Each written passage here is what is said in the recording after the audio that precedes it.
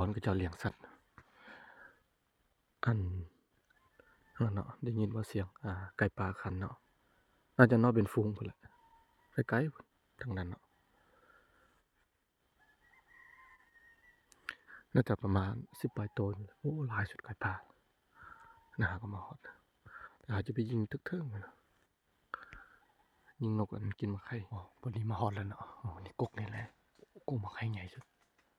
ไอ้หมางมันหล่นปอกแป๊กปอกแป๊กอยู่จังมันโตยังกินเนาะนกเทิงมีแต่นกของเทิงแล้วไปมาอยู่นะ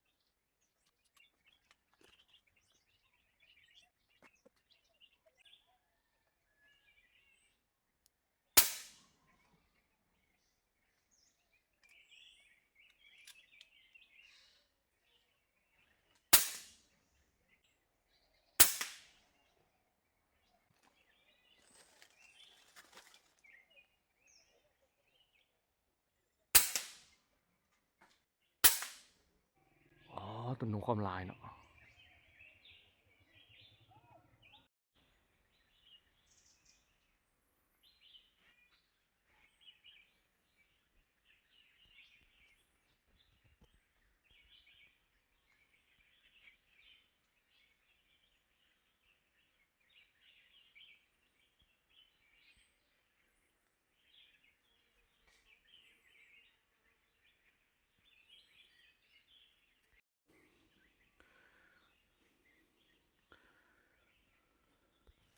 เนาะมันว่าต้นนกกินข้าวเนี่ย2เสียวนะเป็นข้าวสวยเนาะขอเวลาขายของแป๊บหนึ่งเนาะถือว่าเป็นการนั้นสนับสนุนซองพันล้อเนาะตัวนี้ไฟฟ้าติดกล่องเนาะผู้ใดสายล่าเนาะสามารถซูมเข้าซูมออกได้เนาะคุณนะถ้าประกันความเจ๋งเนาะประมาณ40-50 เมตรนี่บ่จำเป็นให้ซัดต่อแสงไฟสายเนาะตัวแห้ง2ตัวแห้งเห็นเนาะ60 เมตรเนาะนะอันนี้ซับไปเมตรโหมดการไต่ก็มี2โหมดเนาะหลักๆคือเขาไต่ไว้ประมาณสัก7-8 วิเนี่ยมากดมันปิดเองเลยเนาะหรือเอาไต่อีกแบบหนึ่งเนาะคอยลงเนาะ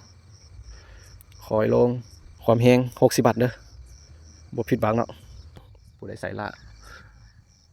ซูมเข้าซูมออกได้เนาะสำนี้โอ้ตุยดีสักตัวนกเอาตัวครัวเลย2 ตัวทุ่งยางหน่อยนี่บ่มีน้ำอ่ะน้ำดังนี่ผูกควัน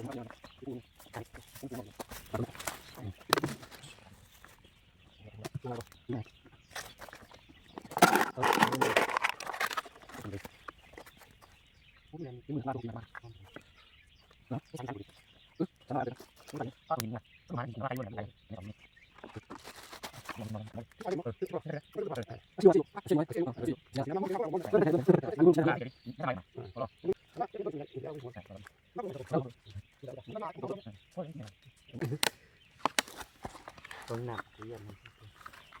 พอนะ นี่มันหัวสิไข่ นั่นท่าแล้วก็เขาจำกันได้เพชร เอ็งว่าเลย มองกินเหล่า กูเล้าอย่างนั้นนี่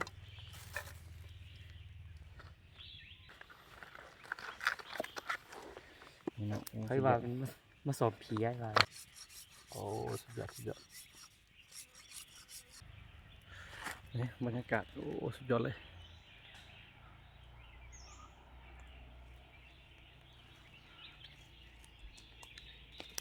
หัวเที่ยวกระถูนมานี่ โอ้สุดยอดเลยอุ้ยโอเคนี่เนาะ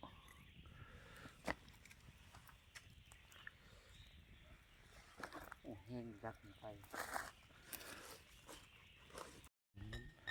อย่างนั้นเนาะมากินเบียร์เลย2 เสียวนะ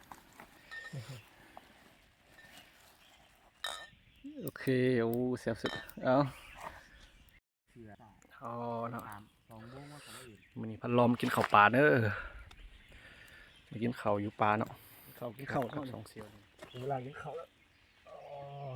นี่เนาะผักกับนกมื้อนี้เยอะเลย